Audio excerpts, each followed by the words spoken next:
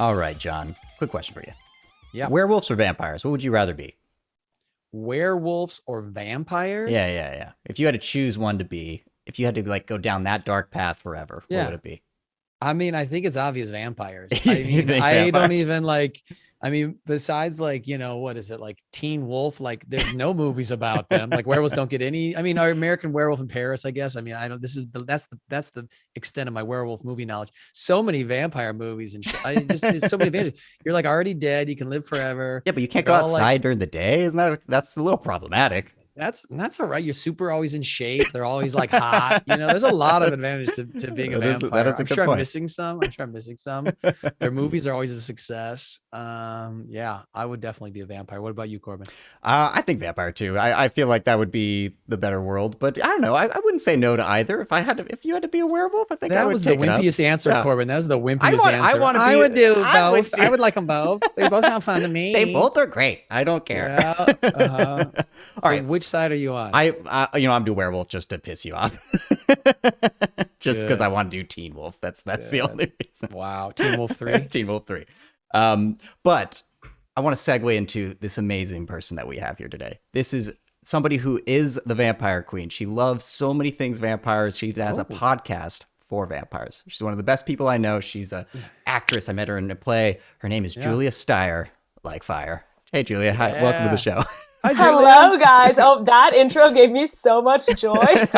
I'm glad. I was given no warning that that's how it was going to start, and I just feel so seen. Julia, how did we do? You guys You're the did vampire. great. Queen. You guys did so good. I'm like a little surprised Corbin went for werewolf. I feel like that was a personal attack. It was a little bit. On me, a little bit. But no, I think you totally hit it, John, though. It's like there's so much vampire media out there right now, which is why we started me and my co-host started Bite Me, the podcast, as we review and watch and review, flip that, vampire media. And it started because I grew up in the age of Twilight and the Vampire Diaries and all of those things. And like, I remember I've done theater my whole life. And I remember watching Vampire Diaries being like, oh, I want to do TV. Like that was the show. And I was like, oh, but just because I think with television, you get this really amazing character arc and character building, and you really get to watch them develop. And then, I kind of did it backwards. I watched Vampire Diaries first and then was introduced to Buffy like 3 years later. Oh, weird. Yeah, very backwards. Even though that's like, I know, the OG one. Because I was like too young when Buffy came out the first time. So I had all of us were, Julia. Right, yeah. It's like I had to wait a little bit. But no, we've really... it's funny, I was telling you guys earlier that I used to have a podcast that was me interviewing other actors, and like I got bored doing it, so I stopped. But I wanted to do a podcast, and I was like, well, what is something that I would just like, yes, I want to sit down and talk about it and spend my time doing it. And I was like, oh my God, vampire movies. Yeah. Well, what's interesting about that, Julia, is like, that is the thing that you have a passion for, that excites you, that's fun. And I think that's how you continue to have energy towards doing it. You know what I mean? Exactly. Like if you didn't get excited and have fun with it, it'd be hard to continue, right? It's not a chore. I get to sit down with a very dear friend. We bring on other people.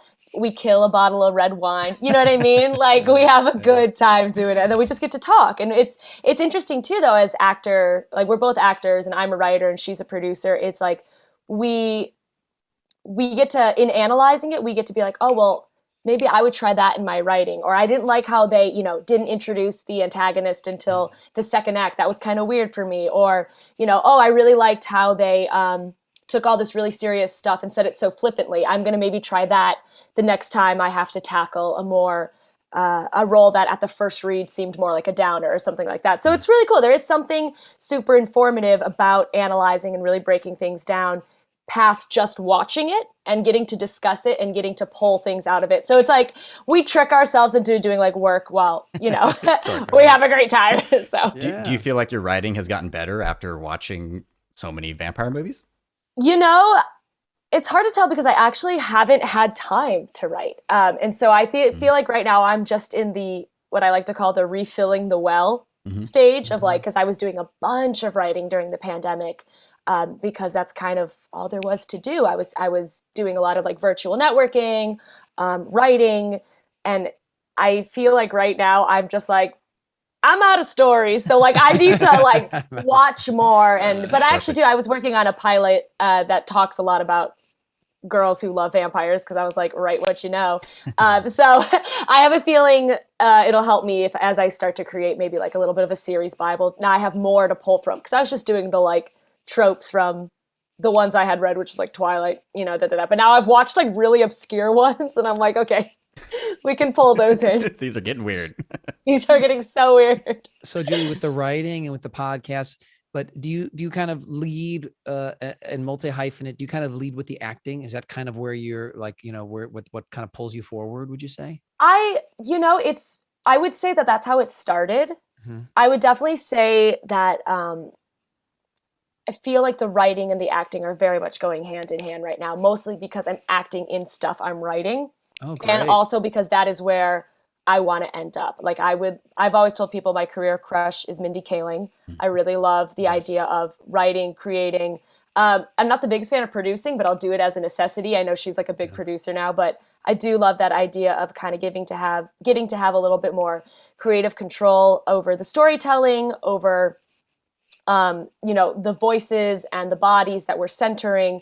And also I like working with people that I know I'll get along with. And as a producer, you get more control about that. You know, as the creator, you do get to be like, I want to bring this person on for directing. I want to bring that person on for makeup. And something I always tell people, I'm like, the greatest feeling in the world is giving your friends a job, is like giving them an opportunity. And so that's something that I've really come to love about writing, is that it opens that door. And so, you know, like I shot something I co-wrote a couple weeks ago, and I was able to give a director friend you know, an opportunity and a credit. We were able to give 3 other actors who are also our friends an opportunity or a credit.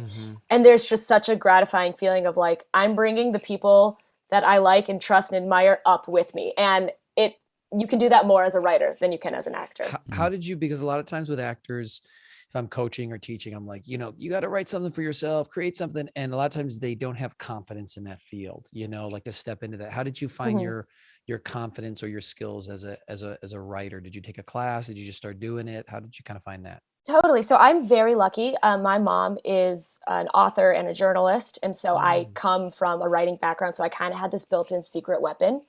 And with writing, I really just started doing it. But I had the confidence of having an award-winning author like edit all my stuff before I did anything with it. And so that definitely boosted my confidence. And when I started writing, I started in like theater-based journalism. So I was doing a lot of reviews. I was doing a lot of interviews with people. Through that, I had been on the boards of different theater companies in college. And one of them was called Brand New Theater. And I was reading a bunch of scripts from my fellow students. And the nice thing about that kind of exposure is that you're like, I see the format, but I also see what I'm up against. And I think I can do that. Like I'm seeing what other people my age are writing, how they're writing, what they're writing about. And like, I can do that. Like I'm a smart person. So my senior year of college, I wrote my first one-act play and it got accepted into the festival. And just, I will say a big thing with writing is like, I think it does help to get that like validation and like boost of confidence early on, because you're like, okay, like this is worthwhile. And so then I took that show after college. I took that show to New York, and I was able to do it in a festival over there. And from there, I realized, oh my God, I wouldn't be having my New York State, you know, it was a small theater, but I wouldn't be having my New York debut if I hadn't created something. And that's when I realized writing opens doors, because you have a product in your hand that other people want to be a part of, because, you know, it's because acting can be so solo. You're trying to sell yourself, and it's, yeah, that's great and fine, but it's like other people want to work with you when they also get something out of it. So I was able to be like, hey, I'm going to be in this. I'm going to be one of the leads, but do you also want to be in it? And do you want to come on and lend your talents of directing or acting? And it's just so much easier to get things going. Yeah. Well, you're not waiting on somebody else. And I love what you said about you're reading those scripts. It's a bit of demystifying the process, right? Yes. And I think that's a big thing, whether it's acting or writing or any of those things, where it can feel like I don't quite understand it. And even when I've worked in castings, like what goes on in the casting room? Like what? Oh, 100%. like, and then when you spend time in those worlds, it starts to be more demystified, and it feels less like, oh, it's through luck or whatever that is. It's like, no, there's certain things that, you know, you're Totally. learning and using. Yeah. And I love that you mentioned casting because that was something, just in LA, you end up doing both sides of everything because you're like, I need something to do. So I've been on the casting side of things, and that made me feel so much better as an actor because exactly what you're saying, it demystified the process, and I saw how much went into the decision and how a lot of times it wasn't based off of what you did. It was a lot of it had to do with like, well, their aura just kind of matches this character more. And it was also heartwarming to see, and not heartwarming, maybe that was the wrong word, but there were so many talented actors coming through the door who weren't getting cast, and I just wanted to go up to them and be like, it's not because you're not talented. Like, you are so talented. It's just we had 20 people for one role. And so that kind of like made me feel better of like, oh, maybe when I don't get the role, it's not because I suck. Like, maybe it's because there's all these other considerations. So I totally agree with you on that. I honestly think every actor should do some casting just to be like, oh, this is what really goes on. It's okay. Like a little self-soothing. Yeah, there's so much that happens behind casting, that like recording, and John and I were just talking about like recording, making sure that everybody's happy, the casting director is doing well. Like, it's just so much, and it's good to kind of be in the fire for a second to know how scary it is. Yes. Yeah. Yes, totally. Actually, kind of, you were talking about like having those connections and all those people. I'm always curious, how do you, because like networking is such an icky word, but like how do you kind of keep those relationships going? Because you're such a bubbly, nice person. It seems like you're really good at making those genuine connections, but I don't know if that's like something you've learned from the years, or you just fully just being yourself. Like, what does that look like for Julia? Totally. I think for me, I read a really good, because I also hated that idea of networking, and like it just feels icky because it feels like you're asking for something. And I read a really interesting piece of advice, and I wish I could remember who to credit it to. But they were like, you should go into every networking, thing, knowing that you left behind a piece of information. And they were like, whether that's a restaurant recommendation, whether it's an idea, they're like, just going in with the idea of giving rather than receiving. And it makes it so much less icky feeling. And then I've also, I think, learned through networking over the years is find the human relationship, not the work relationship. Like I feel like I've had the networking relationships that have lasted, or like that started off as networking and like maybe, turned into friendship or even just long term. The second time we talked, it wasn't about career stuff. Yeah. We went to a karaoke bar. I invited them, like, because a lot of my networking comes from the theater shows I did. So like I invited them to the beach for my birthday. Like, it was not theater or career related stuff. It was just getting to know them as people. And then it kind of circles back to what I was saying earlier of like, and then when it comes time for opportunities, people want to work with their friends. So make them a friend, not a work connection. And also it's just, that's exhausting. I can't, Yeah. You know what I mean? And I think there's also, though, on the flip side, I think there are ways to network that are less icky because it's understood what it is. And by that, I mean, something I did over the pandemic is I reached out to a lot of USC alumni because they understood that I was reaching out to them to network for mentorship. And so that didn't feel icky because everyone knew what was going on. Where it feels icky is when like you meet someone and you're like, I'm gonna, this is what I do. And what do you Exactly. Exactly. So I do think that, I guess my top tips for networking are either do it through a vessel, I guess is the best word, where everyone understands what's going on. So be it your college network, asking somebody for an introduction is also a really, really great way. I've met a lot of people by that is I'll email someone being like, I'm not asking for you to talk to me because I know that's a lot, but I'm asking you to refer me to people you think I could talk to. And then just having that middleman, or even just that like that person who can kind of vouch for you. But again, everyone knows what it is. Everyone knows it's a networking meeting. So it just feels less weird. Yeah, and I flashed to Julia when I wrote and directed and produced my first like short film a long time ago.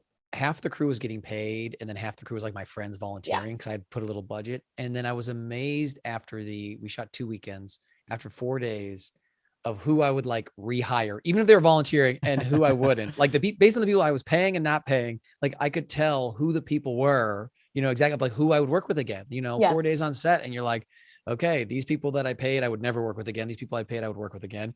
These people that volunteered, I would have them volunteer again. These other ones I wouldn't ask again. It was amazing how clear it was, and just, who you click with, but also just like who you want to work with again, Absolutely. And I think And Tina Fey says that in her book. She was like, when she was talking about her time on SNL, she was like, I would only hire people that I wanted to run into at 2 a.m.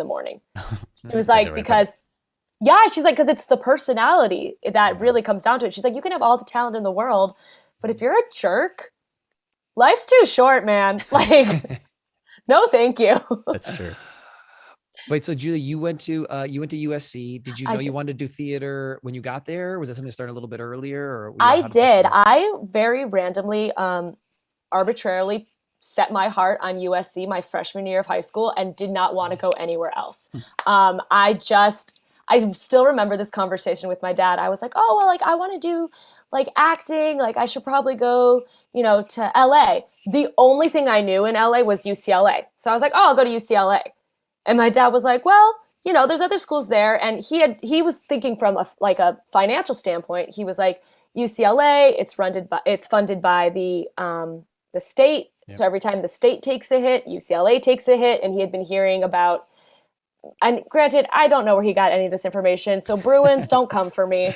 But he said that he had been reading about people who, because of the lack of funding, or like the mishaps, and I don't even know what to call it, the mishaps in funding, were taking 4 and 5 years to graduate because they couldn't get into their classes. And my dad was like, so if you go to California, just go to USC. Like, he said it so offhand, and I just latched onto it. So yes, that's like a long way to say yes, I very much knew I wanted to do theater. I had initially wanted to do the BFA program because that's what my high school was really pushing. They were like, oh, if you go to college, you should do a BFA program.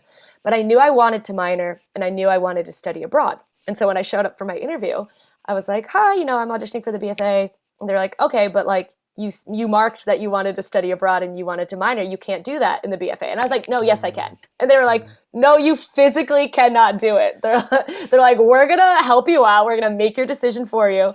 So I ended up doing the BA, and I did. I got to study in England. Great. I had kind of like bounced around different minors for a little bit, but I finally landed on cinema because I was like, I'm at USC. Like, I might as well like go have class in the George Lucas building. You know what I mean? Gorgeous, yeah. Yeah. So I did. I fully had my heart set on USC, and I'm so glad I went.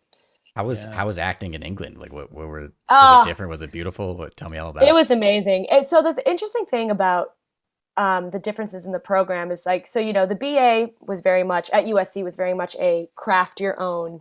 You had to follow certain requirements, but it was very much craft your own thing. England, it was a 9 a.m. to 5 p.m., 5 days a week. This is what you're doing. And so it was like a conservatory style, but just for a semester, which like, wow. I honestly think is all I could handle, because I remember calling my mom one night and being like, I don't think my brain can physically memorize anything more, because you're in like all these different styles. And like our finals were like, you were doing a high comedy scene in one class and a Shakespeare scene and then a movement scene and then like a physical comedy scene. And like, I remember being like, nothing makes sense. Like I'm broken. But no, I loved it. And I really took my time there to be like, I'm here to study theater. So I saw 31 shows while I was there, because I would just go to class and then like with my backpack would just hop on the tube, because also tickets there, like they really encourage people to go to theater. So I could actually afford to go. And I saw all different kinds of theaters. I saw the ones on the West End, but I also went to like a pub that had a one-woman show on the top floor. You know what I mean? Like just really trying to expose myself to a lot of different types of theater, a lot of different types of venue. And it just showed anyone can do this. Like if you have the drive and if you are like, I'm just going to sit down and make this happen, you can. And I think that's something that scares people a lot about writing, is that it can feel very gatekept in a way of like, okay, like if I write something, how am I going to get it on a theater stage? Like how, I can't make it to Broadway. Like people think too big sometimes. And I don't say that to like diminish people. I actually say that to build them up. I'm saying don't make your goal, for the first thing you write Broadway, because then you'll never write it. Yeah. But if you make your goal, hey, I want to write this and like stage it with some friends, okay, you can do that. That's in your power. And guess what? Like that'll boost you and you'll learn to what you want to write your next thing about. And then you can use that as your calling card. You can invite people to come see it. Those people can give you advice on how to take it to the next level. And so I think the biggest thing, I'm sorry, I'm getting so off track with your question. This is great. I love it. I totally spiraled. But yes, England was incredible. And I think everyone, if you have the opportunity, should study there. Well, Julia, I love what you said, just picking up the gatekeeper part. I love that. I like to say, don't wait for the gatekeepers who maybe A, don't know who you are, or B, aren't fans of yours yet, but like, if you're waiting for the gatekeepers, yeah, you're going to be waiting for a long time. So I love that you were saying that you saw people doing that. And so, you've done theater yourself. You've seen a lot of theater. Was that happening at USC? I know you said you wrote the play and kind of afterwards, or like, how did that kind of all tie in with the acting? It totally was. So, somebody came into my freshman year, oh gosh, what was it called? Like theater studies class, and literally changed my life, because she just walked in and she was like, "Hi, I run the student newspaper and we're looking for reviewers. We can't pay you, but we'll give you free tickets to shows." And I was like, "Yeah, sure." And then I was hooked. And so I was a reviewer for 3 years, and I got promoted to editor of the entire section my senior year. And so was just seeing a ton of theater because it was free. And so I didn't have the gatekeeping of money being an issue, because that is a very real thing for young people. And there's actually a lot of initiatives right now in LA to do free tickets or $5 tickets. Like CTG has, like, if you're under 25, you can get, you can get in free to like previews, because cost really is inhibiting people from seeing shows. I was very lucky that that was not an issue, because I was seeing everything for free because I was giving them, the reviews in return. So I did start seeing a lot of theater in college. And then right after college, I joined, I was hired at Stage Raw, which is a theater review website based in LA. So I was seeing a lot of shows through that. And yeah, it just really, it gave me so many ideas for my own writing. It gave me so many ideas for my own acting. But I also think, more importantly, it showed me who I wanted to work with, because I was getting to see all these different theaters. And it can be really, really hard to tell one theater from another when you see it on Actors Access or you see it online. And a lot of theater in LA is unpaid. And it's really hard to tell what's worthy unpaid versus not worthy unpaid. And so it was just so beneficial to me. And through that, I got to meet a lot of people who went on to become friends, castmates, colleagues, had hired me for other things because we had just met through all of these theater circles. And it honestly made it feel like I had a place in LA, because it can be so strange to move out here. But suddenly I was going to shows and knowing 4 other people in the audience, because I was like, oh, I've reviewed one of their shows. Oh, that's another playwright I've talked to. Oh, hey, I had an interview with them last week. And so it kind of just helped take the world of LA and like make it a little smaller. And I think the inspiration that you get from seeing theater is there's no comparison to how beneficial that is.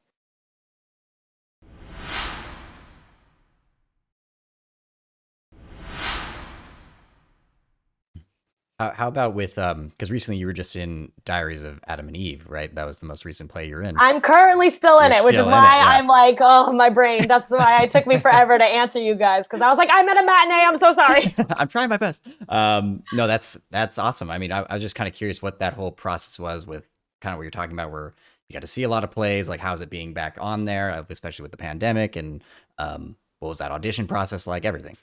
Totally. So I'm so glad you asked about the audition process, because I think this is a good example of how things kind of get done sometimes in LA when they do the whole, you want to work with people you know. And so a piece of advice my dad has always given me is, be the person who's known for connecting other people.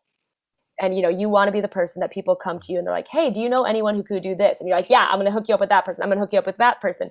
Because sometimes you can be like, I am the person. And that is exactly what happened in this situation. Yes. My friend Oliver Boone, he also runs a theater blog. And so we actually connected because I run a theater blog. He runs a theater blog. I followed him on Instagram randomly because I was trying to figure out how to get people to know about mine. He had reached out. We interviewed each other for each other's blogs. Down the line, I ended up producing one of his monologues. And then finally, he reached out to me. He was like, hey, you seem to know a lot of people. You've got the people you've interviewed. You had all those playwrights that you produced alongside me. I'm now looking for an actor. Do you know any actresses who would be interested? He's like, I'm in this 2-person play. It's Mark Twain. We lost our original actress. Oh my God, sorry, my voice keeps like cracking. I blame that on the show. It's so emotional for you, Julia. It's so emotional. Take a moment. Take a moment. But he was basically like, we're looking for an actress. Here's the deal. Who do you know? And I went, me. I know me. This sounds great. And so I ended up, reading it with him, reading it with the director. And so that's how that audition process went by. And so everyone should start a theater blog is the moral of that story. But being back on stage has been so nice. Mm-hmm. And I didn't even realize how much I missed it. And because I was doing, doing like the Zoom theater thing, which honestly, just to not lose my mind during the pandemic and make a little bit of money during the pandemic. And it was lonely. As much as I got to work on really amazing scripts and I got to kind of meet people, it was really hard because you would be on screen and normally in a rehearsal room, if you're not on stage, you're talking to the other people, you're getting to know them. Some of my dearest friends have come from the theater because there's just downtime. There's downtime to really get to know each other. And you can't have your phones out. So you're like, oh, I guess we have to interact the old fashioned way. There's Corbin can tell you where we did a show together. We were just in the back room for an hour and we were like, well, we were the bad theater kids. Yeah, we were. We were joking around. And it was great. And it was wonderful. And that's the beauty of theater. And you don't get that on Zoom theater because you can't go into a breakout room or chat. And so it was a lot of 3 hours by myself in my room doing a whole show with other people that I never got to meet or hear from and so being back in a theater, it's so nice. One, to get that response and that energy. And then two, just getting to see the people afterwards and look them in the eye and say, thank you for coming. Thank you for supporting this. Thank you for being here. Thank you for sharing in that journey with us. So it's been really, really nice. And it's been so great to get to spend time with Oliver in person. He was also, we'd only met during the pandemic over Zoom. Oh yeah. Isn't that funny when you're like, hey, this person has legs. Look at this. They're a full person, right? Yes. There's been so many people that I've met that it's just been oh my God, I didn't recognize you because I know you as this. That's all I know of you. Yeah. So yeah, it's been great. And it's been a struggle too, because now you have to memorize stuff. Yeah. Actually, I'm kind of curious. How do you? Because I always struggle with memorizing. So what is? Because you said you were doing all these plays at once and all these things. Oh my God. I have to spend hours to make sure it's in my head because I want to make sure it's perfect. And I don't know. I'm always curious how other actors do it. Do you some people could just look at it once and they're good? Absolutely not. It takes me a hot. Do you really? No. Oh, I was about to be no, I'm so jealous. I tape it on people's chests. I do the Brando thing. I'm just don't move. I'm going to read it off, off your forehead. No, I feel that. I've a trick I had picked up in college for longer monologues, and this show is essentially just monologue after monologue because each of our dialogue is based off of a diary passage, is listening to it. Because I was just finding that there's only so much time you have in your day to be buried in your script. And so thankfully my co-star was on board for it. And so he and I sat down one day and just did a recording of us speaking through the lines. And then that was really helpful because the time that I thought I was going to spend, he had 3 weeks where he had to go back to England just to see family and stuff.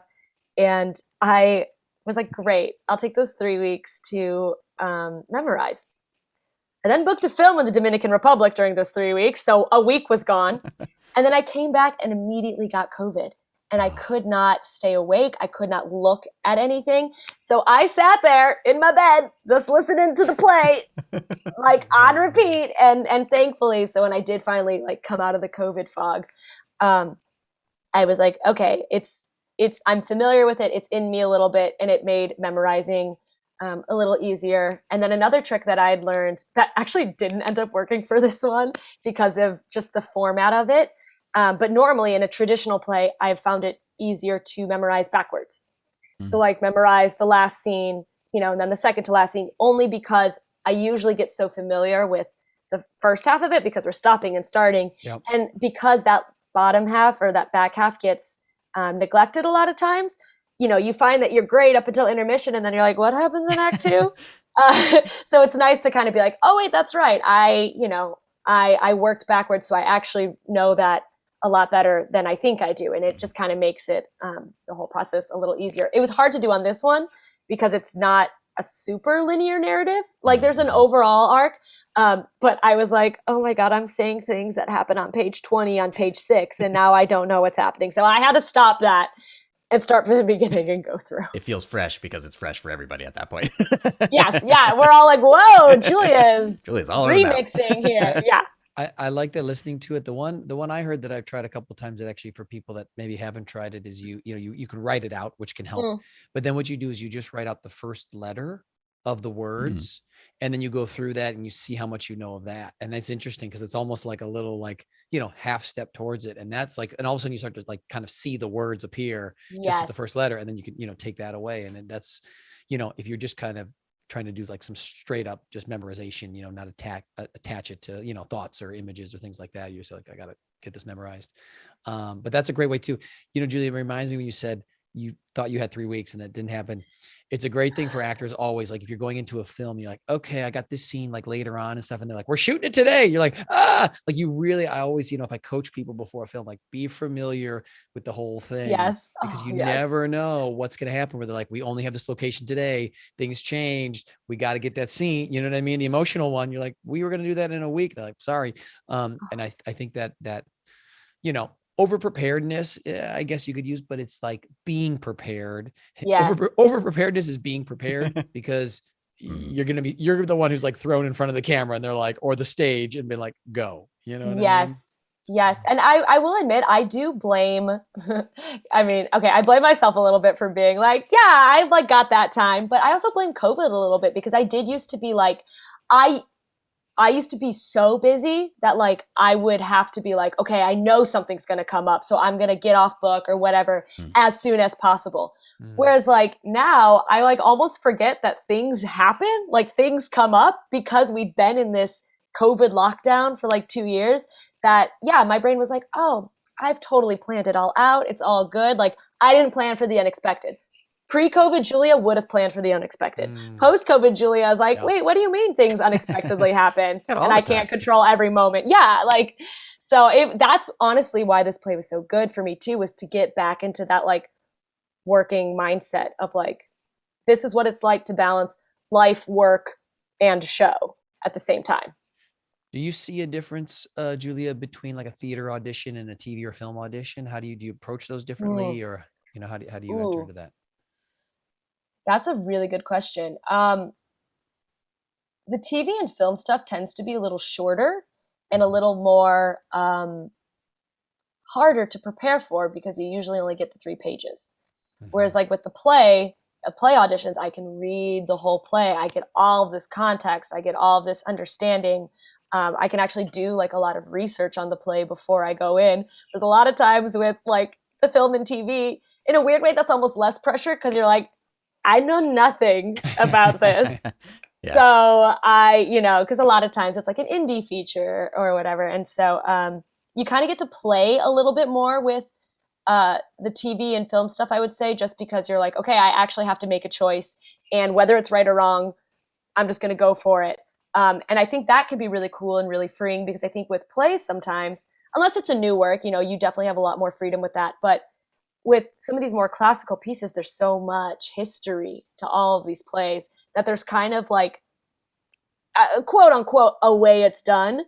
And I think you definitely can and should play with even those tried and true characters, especially with like Shakespeare and stuff. But I think there's a little bit of pressure sometimes to do it how it's always been done. And so I think theater, where the fun in your theater audition comes from is like, how can I, how is my Juliet going to be different from all the other Juliets? Or how is my Ophelia going to be, not what everybody immediately thinks of? Whereas, film and television, you're like, I don't know. Like, we're going to try this. And if they hate it, they hate it. But I made a choice. And I'm going off of the 4 lines I have on this page. So that's great. Yeah. Go ahead, Johnny. Just when you're talking about Shakespeare, can you talk to us about your connection to Shakespeare? Because I know you've done a lot of it. Yeah. Yeah. I really, really love. I really love Shakespeare because I know I can trust it, and I think that was a big thing about doing theater in LA is like, you know, it's going to be a good script if it's Shakespeare. But no, Shakespeare has always been a lot to me. I did it. My first like big role in Shakespeare, I was in college. It was my junior year of college. I hadn't been like cast in like any of my school's shows. I was feeling like really down on myself, and I was like, oh crap, like I have royally messed up. Like I should not be doing this. Maybe like holy crap, like you know. And I still remember like doing the audition, being like, I just want to be on stage. Like I'll be like servant number 3. Like I don't care. Like I'm not picky.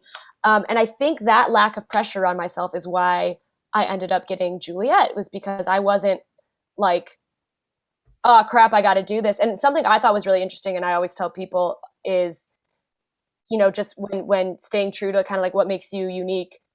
I don't know if it reads on here, but I have a deeper voice than a lot of girls who look like me. I have a deeper voice than a lot of you're just thin, small, white women. And normally Juliet is played up here and it's like the young and da da da da da da. But I think I was just so nervous that I think my voice dropped even lower. And like, you know what I mean? And that normally would like work against me. And my director was actually ended up telling me at the end of the run, he was like, oh, I loved that you had this like deeper, I'm probably saying all this and I'm probably like sounding like this on the recording, but like, I promise I have a deeper voice. And so I thought that was, you know, and so that's like, that really taught me to just not try to alter what you think other people are going to want, or kind of what I was saying earlier of like playing the idea of Juliet, because that's how it's always been done. And that show ended up really, one, boosting my confidence, but 2, it came at a really pivotal point in my life because a week into rehearsal, my mother got cancer. And I was like, oh my God, like so much is happening at one time. And to kind of like distract myself from the emotions of that, I got to really dive into this play, kind of out of necessity for like not losing my mind. And so in a weird way, you know, silver lining in all of it, it really gave me a process. Because I was like, okay, because I was like trying to keep myself busy all the time. So like I thought of like really in-depth like physical and vocal warm-ups that I could do. I like read research papers on Romeo and Juliet because I just so badly didn't want to think about anything else happening in my life that I like made the show my main focus. I have not gone as in-depth on any show since, but it at least showed me like, here's what a really great process, and I maybe shouldn't say that. Like, I promise I work hard when you cast me, so cast me. But no, it really showed me like what a process could be and how deep it honestly should be. So that ended up meaning a lot to me. And I also think experiences build on each other. And so it was just, that made me fall in love with Shakespeare, with Romeo and Juliet. When I was in London, I saw like 5 different versions of Romeo and Juliet because I was still like riding the high of like Shakespeare and Romeo and Juliet. Yeah. And then one of my experiences led me to writing an article that ended up being my first national magazine cover story. And so it was just like, that's like, it's crazy how interconnected it all becomes. And so that's why like I always tell people like, just go with it. Like if you become like really interested and obsessed with something, run with it and see how far it takes you and see where it takes you, because like that brought me a lot of joy because I just followed something that I was obsessed with. And then, you know, the other stuff has just been, the other Shakespeare stuff I did was more business related, if that makes sense. Like the Romeo and Juliet was definitely like the passion project, but like all the Theatricum Botanicum Shakespeare was like, I was trying to get my equity points. So like, I'm so glad I did it. And I met just some of the best people, but I wasn't like, oh, I'm following my Shakespeare bliss with this. It was more like, oh, I want to join Actors Equity. So I'm gonna go do this project. Yeah.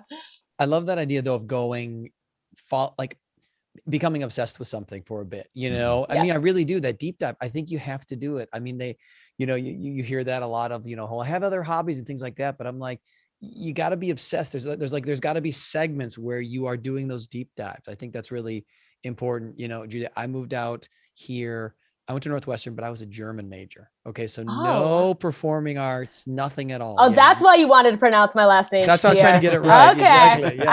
I see. So I moved out here, and I like a lot of Northwestern people come out here and they want to do Shakespeare. They want to, and I was just like doing like non-union industrials, commercial. I was like, whatever I can take, and people are like that too. But I was just like, because I didn't know anything. And so one year I said, I'm going to do theater. I really want to do theater. I hadn't done theater in college or after that. And the first play I did, I was an understudy. Second play I did was a one act for the Hollywood Fringe. Fabulous. And then the third play, I was one of the leads, and it's the play I met my wife in. So that year was the LA love story right there. It is. And we have a 6-year-old son together, and you bring to wineries. That we bring to wineries. And that's another story. Oh, I forgot. I realized we weren't recording when we had that whole story. I just threw you under the bus for no reason. He's 21. My son is 21. So it's 21. Good. It's all good. It's all good. Minus a lot of it numbers. He wasn't drinking wine, Julia. He was at a winery. He wasn't drinking wine. What like just because he's there doesn't mean he doesn't drink wine.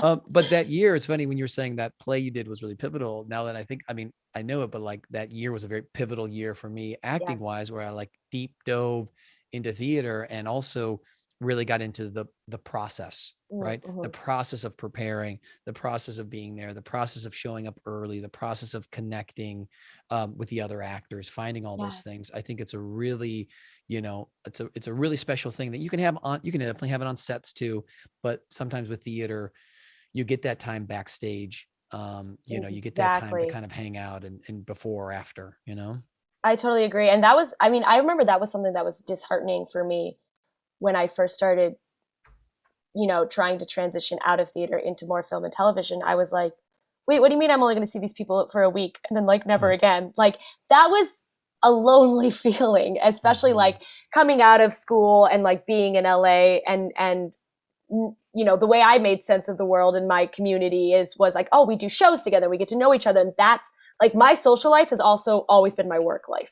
Like it's always, because theater is just such a social thing. And it was hard to do the switch to TV and film where you're like, oh, and I might never see you again. So like, I don't even know where I was going with that, but basically of just, yes, like theater has such that magical, like almost like family making feel to it that, I think you get in TV if you're like a recurring because you do see them a lot, but it is hard with films where, like the film I just did, like I met 2 amazing women that I don't know if I'll ever see again because they both live in Canada. Like I was like, oh, but you guys are so great. And I got to really know you over this week. You come together for a very intense thing and then you kind of scatter again. And that team, that group is probably not going to be, they're probably might be, but it's rare. So I know what you're saying. And sometimes that group can be magical. Sometimes it can be challenging. But sometimes you're like, thank God this is only a week. Exactly. Did you have something? I did. Yeah. I kind of, one actually, where did you grow up? Did you have any like high school like experiences that were great in theater and all that? Totally. So I'm a Chicago, San Antonio halvesies. So when you said Northwest, where did you live in Illinois? So before Northwestern? I'm from Wisconsin, but I went to school and then I lived in Lincoln Park. After school. So Okay, I grew up in Schaumburg, medieval times. If anyone, Schaumburg, of course, everyone knows. Of course, they give you the whole leg. Get that whole leg. Oh my God, I know. Get that whole leg, right? It's intense. I went to that one, Julia. I got to tell you, I went to that one once. That medieval times, and one of the knights who had this guy with long hair. He was living his best life. He came out and he was like he was like the best actor. Like he was loving it. Like all the accolades. He was living his best life. It's pretty awesome. I worked with someone in LA who he was like, oh my God, I was a horse trainer at that medieval times. I was like, this world is too small. He was like, yeah, dude. He's like, I lived in Schaumburg for 2 years. Anyway, I digress. Schaumburg to San Antonio. And actually, I do credit that move with why I'm in theater because when you move at 12, that is a lonely, lonely time. And actually, I credit that move with why I'm vampire obsessed now and why I'm in theater. Because the 2 ways I made friends when I first moved was all these strange people that I'd never met before were all reading Twilight. So I was like, oh, okay, I guess I need to read Twilight so I can talk to these Texans about something. I don't know. So I read that, became obsessed. And then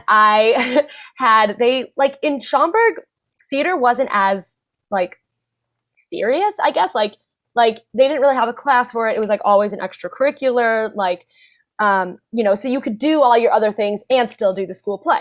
You couldn't do that in Texas. It was like the school play is only for, the kids in the drama class. Mm-hmm. And so I was like, oh, okay, like I guess I'll take the theater class because I want to do the play, like whatever, sure.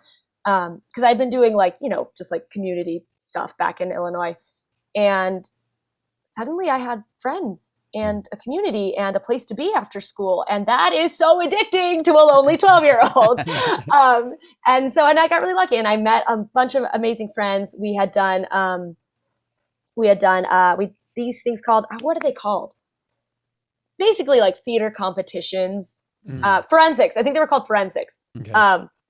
And which I know is like weird because in high school that's like a debate thing, but in middle school it was like monologues. I don't know. And to be perfectly honest, I won a bunch of awards at my first one, and I was like, oh, I might also be kind of good at this. Like, okay, so I'm just gonna run with it. And then so I did that all through middle school, and then in high school we had this like there's this class called productions, and it was basically the like varsity theater class. Which is like no other way to describe it. I know. I'm like, other kids like lettered in football. Like I lettered in choir and theater. Like I literally got a letter on my letterman jacket. That's cooler, for sure. That says music. Like I am just like born and bred art nerd. Like, but I meet my friend. Like I had a bunch of friends in like college who were like athletes. I was like, yo, we would not have been friends. Just saying. Yeah. So I auditioned for that my freshman year, got in. And our teacher really encouraged us, like, if you're in this class, it's because you want to go on and study it in college. And so we did like college presentations and like presentations on like the different schools and like their theater programs. She was always bringing people in to talk to us, alumni who had gone on to study theater. So it was very much like a pipeline. It was like a school to career pipeline. And it was through there that, I met people who had gone to USC from my school. I was able to kind of use that alumni network from my high school. And then also my teacher just really set us up for success. She made us buy and take headshots every year. Every year we had to put together a portfolio that had our resume, that had sample college essays, that had our musical theater book and our repertoire of monologues. And so like, she really honestly set us up for success. And I thought that was normal until I got to school and people were like, I've never seen a play. I've never taken a headshot. I don't have a resume. Like, and so it was one of those things that I didn't, I think appreciate or realize to appreciate, until I got to until I got to college and was like, oh, I'm like prepared. Like, yeah. So, it's definitely been an uphill climb since then. And there were definitely people who were leagues and bounds ahead of me. Like I was going to school with people who had already been co-stars and guest stars on major TV shows, and so it was like, I was like, I'm right in the middle. Like I'm further along than some people and I'm very behind other people. And that was kind of a good place to be because I still had the like confidence of like, oh, I know what I'm doing. But like, I had that kind of like underdog mentality of like, okay, but I've got to catch up a little bit. And that's going to make me work a little harder because I'm not a big fish in a little pond. I'm a little fish in a freaking ocean. And if I want to catch up to those big fish, I've just got to work. Mm-hmm. Corbin, that San Antonio teacher, Meryl Streep. Amazing. Like that's how the story comes full circle. Oh my gosh. Yeah, it's amazing. Okay. I wish. So Julie, before we get to our final segment, I do want to ask you, what advice would you give a younger Julia? Like if you were going to be going down this similar path? Can I give the you go kid advice and then the practical piece of advice? Love that. Yes. Okay. Yes. So my practical piece of advice is I feel like I heard the debate a lot in college. Which comes first, like agent or manager? Personally, in my experience, I wish that I had put more time and effort into finding a manager early on because I looked for an agent instead, which now that I'm with my manager, I'm like, oh my God, I wish I had her 3 years ago because the manager really is more hands-on with these are the kind of headshots you should get. This is the look I think you should get. Let's pitch you to people. Like managers are willing to develop you Whereas like agents kind of want you to be like a shiny package that they could just be like, hire, please. So that's like my practical piece of advice is like, personally for me, in my experience, I know you got to like say all that until someone's like, you told me not to look for an agent first and you ruined my life. Look for a manager and look for someone who will get you and someone who will work with you and someone who will fight for you.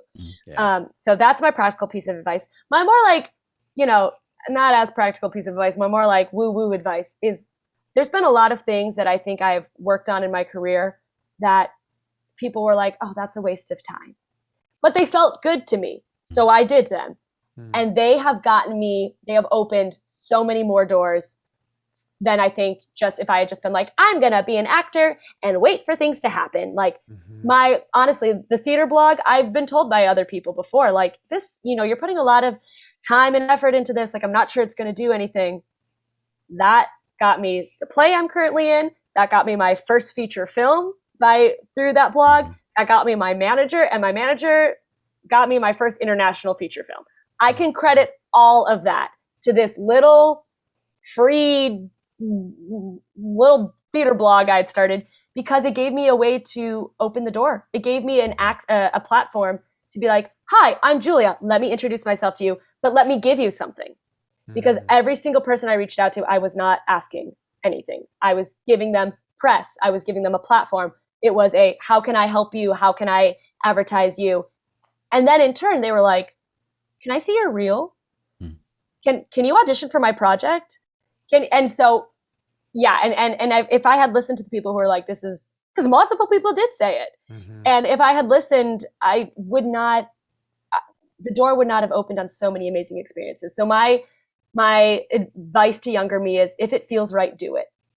I love that, Julia. And I'm thinking about this idea that blog, you felt an instinct for it and you went for it. And I think that it was like been successful in the sense that it's you've received stuff for, which is amazing by putting it out there. Yeah. And I also think it's like some people tell you not to do it because they're scared to do it, or they're scared of like, oh, it's so much, you're using so much time, or you're going to fail or whatever.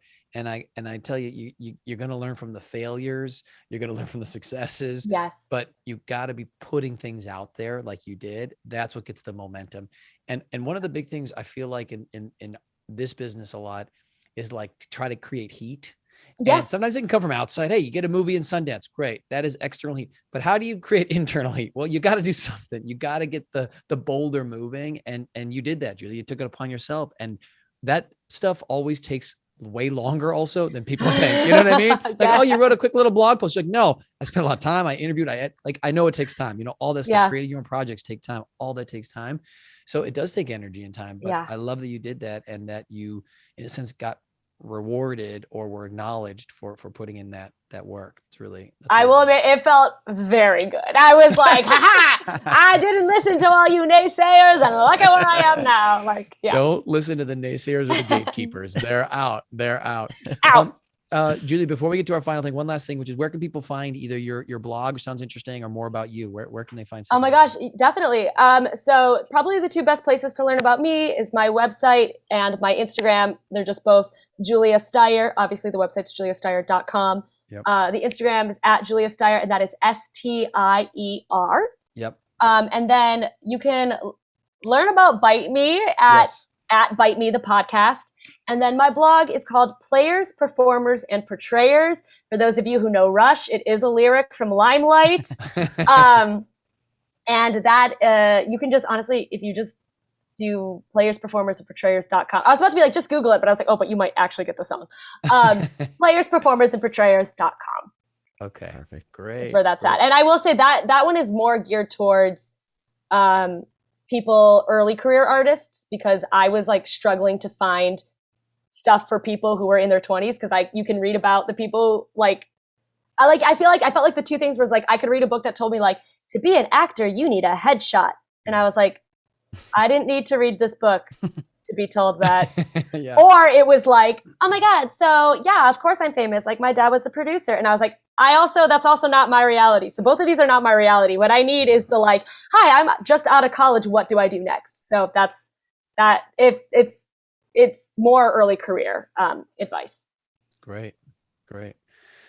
Corbin. And also, just if you're looking for that Bite Me podcast, when I first looked, I did find the Texas Saltwater Fishing podcast. Don't go to that, right, Julia? Don't go to that. We want to get your podcast above that podcast. It's not about Texas saltwater fishing, though you're from San Antonio. I know. Corbin, It tracks. It tracks. All right, let's get to our final fun segment, which we like to call Your Best Bad Acting. All right. Now, Julia, you're going to have to forget all your theater training, all that USC, throw it out the window. This is a quote for you. You can have some fun with it. Take your time. We might give you a redirect afterwards. We might not. You can do an accent. You don't have to. Just have fun with it. Yeah. Just have and it's allowed to be bad, right? Like bad. Yes, allowed to be bad. Absolutely. Oh my God. Oh God. This is almost harder to like. It's so much pressure. Okay, let's see. I'm flesh and blood, but not human. I haven't been human for 200 years! Wait, why was I getting like the Lord of the I was getting Lord of the Rings. What is that thing? What was that thing from Lord of the Rings? Oh, Smeagol? Yeah, I was getting a little Smeagol there. I don't know, Julia. I was getting a little Smeagol. I don't know why. Okay. Corbin, do you have a redirect? I like that. You mentioned karaoke earlier. I kind of want to hear this a little musical. I want to hear a little song, sing song with this. Oh, yeah. She's getting her microphone. Wow, this is good. Oh, yeah. I'm flesh and blood, but not human. I haven't been human for 200 years. Wow. So I don't even beautiful. know what key that was in. Doesn't or matter. any of that The even key made was sense. The key of awesome. Yeah. The key of awesome. The key of awesome. Okay, Julia, I got one last one. I'm nervous. You know, That no. No, You know who you're wrote killing this? it. You know who actually wrote this? Who? Shakespeare. All right. So let's hear it in Shakespearean, and you can add some doths and things in there if you want, or you don't have to. Let's see where it goes. Are you ready? Yes. Okay. Whenever you're ready. Oh, I haven't received it yet. Oh no, same quote. Same You're quote. not getting out of this. You're not getting out of this same Oh, quote. same quote. Make it Shakespearean. Oh, I was like, yes, John. Oh, Please you're send. ready for Shakespeare? I'm No, waiting. I want to see if you can transform this or have fun. Sorry about that. We'll cut out Oh that my big pause, God. everybody. Okay. That's okay. Yes. Oh my God. I don't have to like iambic pentameter to this, do I? No. I was like, that's gonna take a minute. I was Julia, like, counting. Julia, you're such a perfectionist. We're having fun here. Let it go. It's okay. Fun? You're doing Fun? great. What You're is doing that? great. Okay. You're doing great. Dothist flesh and blood. I don't even know how to do this. Thou hasn't been of the mortal realm for twice thou's liege in of 200 years. I think I'm just making up words now. I think I just lost First of normal all, there was English. 2,000 there, and you threw in a dost, which I made up, and I don't really know Shakespeare. So, Julia, come on, you've done a lot of Shakespeare. Corbin, I don't know. That was maybe amazing. the best That was amazing. bad acting. That was maybe the best bad acting. That was the best bad Shakespeare. That was the best bad Shakespeare I've seen. But you know what? Better than I could have done for sure. I was like, if you 100%. guys had like warned me, I would have taken like a shot before I did it. That's why we don't do that. We had one person wiggle out of it, and that was unfair. They shouldn't have done that. Julia, this was so amazing. What a wonderful you. interview. I loved how we dove into theater, which, is how you and Corbin met, and just that whole world. I think it's a great world. And obviously you do a ton of things, which is really cool and inspirational. And it's been wonderful just hearing you and your journey, and your advice is great. I love the practical and the more inspirational. Wonderful. Great stuff. Thank you, Right, Julia. Corbin? Yeah, thank you. I could talk to you for hours. It's so great for you to be here, and we really appreciate it. Oh, thank you, John Corbin. This was such a pleasure. Thank you so much for having me on. Of course. Thank you so much for your time, and we really appreciate it. And we will hopefully talk to you or see you soon. All right. Sounds Bye, good. Julia. Bye. Bye.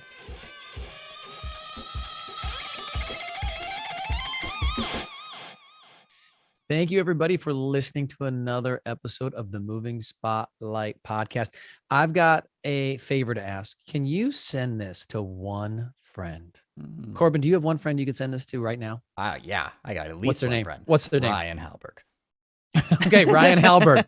An episode of the Moving Spotlight is coming your way. He's Get gonna ready get it. for it, Yeah, Ryan. he's gonna be You're gonna get it, and you're gonna listen upset. to it, Ryan. You're gonna listen to it. Why would he be upset? It's the 'Cause I best show just in the world. Dropping his name right now. Yeah, he's gonna be like, I wanted to be anonymous. Yeah. So, folks out there, please send this episode or another one to one friend. All right. We're trying to grow our audience and we need your help, the fans of the show. Right, Corbin? We definitely need your help. And you could do it. It's so easy. It's just a simple text send, hit that box with the arrow button. It's easy.